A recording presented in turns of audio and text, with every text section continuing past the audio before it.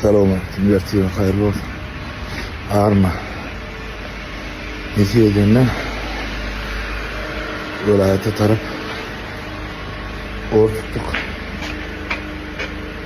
Yine bir kerkide öňler kerkeye toya gaýtsak, toydan soň aýdan erteki toya zordan çykýardy. Ýa uzak ýol ýa-da diýdi.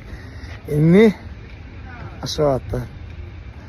Böyle minnin bilede meseleler online alın, uçtun, gonun bir saattir iyan kerkide. Alıklar yakin edin, bir de arzularını getiren, kahraman arka dağlı serdarımıza köp tanrı yakınlaydan sağ olsunlar, ömürler uzak olsun.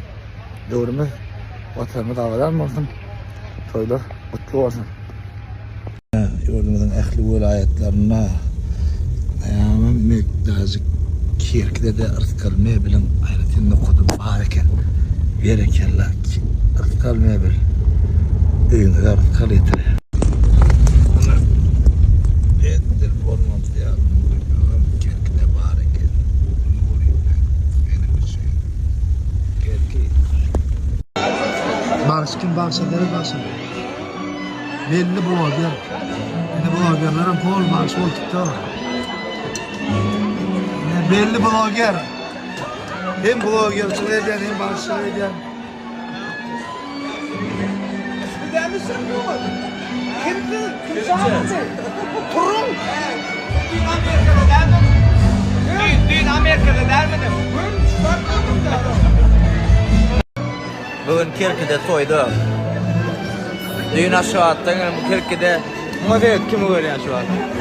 Aha. Gizlerim geliyor Murat valla. Allah'ım. Ya şey. Bir daha mı söylüyorlar? Ha? Kim çağırdı? Turun! Sen dün Amerika'da derdin.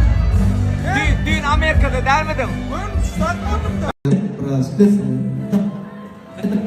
anlayan görüşler ben Siz Kirki'de toydu. nisken yana biraz görüşler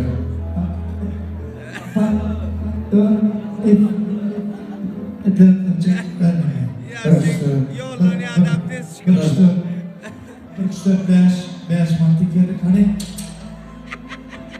görüşler beş